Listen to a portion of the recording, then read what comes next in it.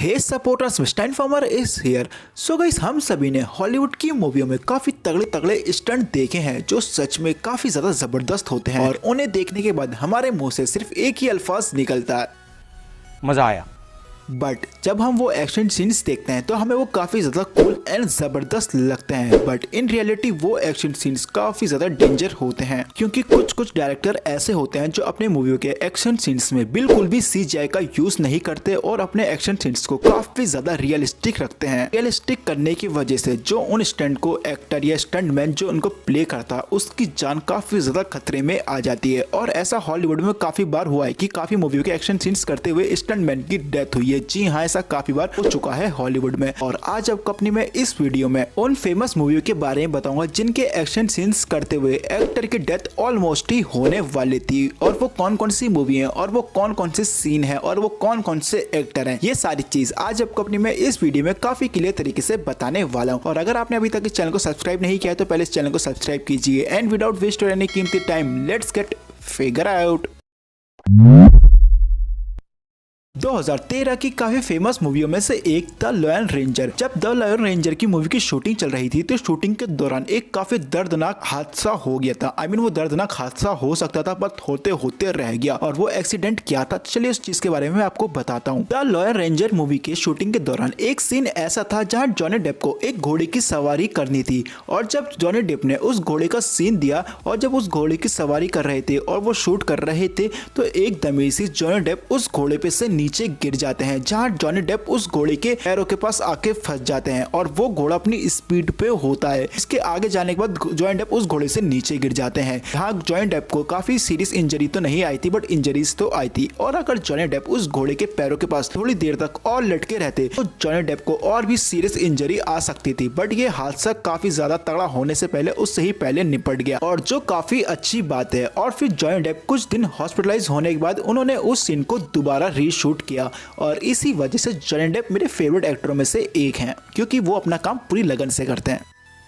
80s की काफी famous मूवियों में से एक बैक टू द फ्यूचर। और इस मूवी की थर्ड इंस्टॉलमेंट की जब शूटिंग चल रही थी तो माइकल जे फॉक्स अपनी लाइफ से लगभग ही हाथ धोने वाले थे। और वो कौन सा सीन है चलिए बताता हूँ। आपको तो याद ही होगा, खैर अगर आपने मूवी देखी तो आपको जब याद होगा, अगर नहीं देखी तो आपको बिल्कुल भी याद नहीं होगा। तो जाके पहले इस मूवी को देखिए फिर इस वीडियो को देखिए। चलिए ऐसा ही मत कीजिए, खाली मैं आपको सीन के बारे में बता देता हूँ। इस सीन में एक ऐसा सीन था जहाँ माइकल जे फॉक्स का जो कैरेक्टर था माइटी, उसे एक गैंग माइटी की गर्दन में रस्सी बांध देते हैं और उसे एक जगह लटका देते हैं। बट जब इस सीन की पहले काफी बार प्रैक्टिस की गई थी, बट जब इस सीन को शूट किया गया था तो मार्टी की गर्दन में, जब इस सीन को शूट किया जा रहा था तो मार्टी की गर्दन में जो वो रस्सी बांधते हैं वो कुछ ज्यादा टाइट बांध देते हैं, जिस वजह से मार्टी बिल्कुल भी सांस नहीं ले पा रहे होते हैं। बट चौंकाने वाली बात तो ये थी कि जब इस सीन को शूट किया जा रहा था और मार्टी सांस नहीं ले पा रहे थे तो क्रू को लग रहा था वो कोई एक्टिंग कर रहे हैं, उन्हें सांस आ रहा है बट वो ना सांस आने की एक्टिंग कर रहे हैं, जो सच में काफी ज्यादा डेंजर होने वाला था। क्योंकि अगर थोड़ी देर और हो जाती तो मार्टी अपनी जान से हाथ धो बैठते। बट एकदम से जो स्टंटमैन था उसे रियलाइज हुआ कि कुछ तो वहां गलत हो रहा है और फिर जाके उस सीन को कट किया गया और मार्टी की जान बचाई गई। क्योंकि अगर थोड़ी देर और हो जाती तो मार्टी को सांस न आने की वजह से उनकी डेथ हो जाती, जो सच में काफी ज्यादा बुरा होता। और माइकल जे फॉक्स ने अपने इस हॉरिबल एक्सीडेंट के बारे में एक इंटरव्यू में भी बताया था कैसे वो मौत को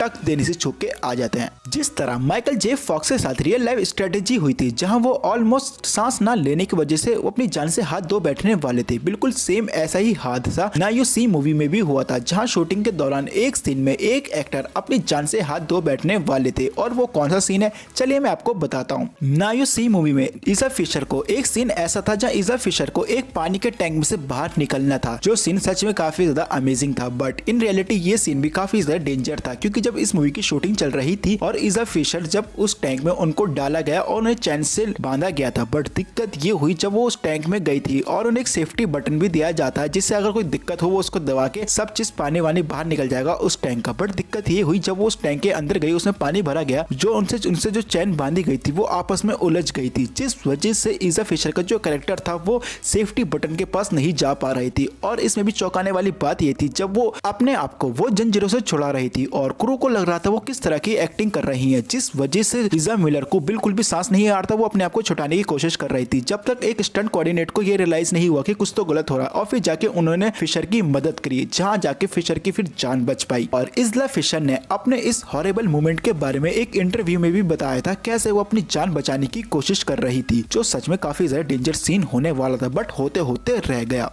दी मेज रनर जो एक साईफाई एंड एक्शन सीरीज है और इस मूवी के अब तक 3 पार्ट आ चुके हैं, बट इस मूवी की 3rd इंस्टॉलमेंट की शूटिंग के दौरान डैनियल ओब्रेन के साथ एक काफी खतरनाक हादसा हो गया था। और वो हादसा क्या है तो चलिए मैं आपको बताता हूँ। जब मेज रनर द डेथ क्योर की शूटिंग चल रही थी तो एक स्टंट के दौरान ओब्रेन को एक स्टंट करना था जहाँ उन्हें एक व्हीकल से खींचा जा रहा था, बट दिक्कत ये हुई वो एकदम इसी एक व्हीकल से टकरा जाते हैं, जिस वजह से ओब्रेन को काफी सीरियस इंजरीज आती हैं, जैसे कि facial fracture and brain tumour जैसी इंजरीज आती हैं, जिस वजह से मेज रनर की जो 3rd इंस्टॉलमेंट थी वो पूरे 1 साल के लिए शट डाउन हो जाती है और ओब्रेन को काफी लंबे समय के लिए हॉस्पिटलाइज किया जाता है। बट बाद में डेलैन ओब्रेन जब अपनी इंजरीज को रिकवर कर लेते हैं तो फिर दोबारा वो अपने करियर को पुश करते हैं। जैकी चैन ने अपने पूरे ही करियर में लगभग अपनी पूरी बॉडी की हर एक हड्डी तो जरूर ही टुटवा रखी है अपने मूवी के स्टंट खुद करते हुए, और इन्हीं सारी वजह से जैकी चैन का नाम गिनीज वर्ल्ड रिकॉर्ड में भी है। और आज आपको अपने में इस वीडियो में जैकी चैन की उन सीरियस इंजरीज के बारे में बताऊंगा जो इंजरीज जैकी चैन को स्टंट करते हुए हुई हैं। जैकी चैन के टेरिफाई स्टंट में से एक स्टंट है ये प्रोजेक्ट ए मूवी का, जब जैकी चैन एक क्लॉक टावर से नीचे गिरते हैं और वो जब नीचे गिरते हैं तो सर के बल नीचे गिरते हैं, जिस वजह से जैकी चैन को काफी सीरियस इंजरीज आती हैं। और जैकी चैन को ऐसी ही एक serious injuries police story movie में भी आती है। पुलिस स्टोरी की शूटिंग के दौरान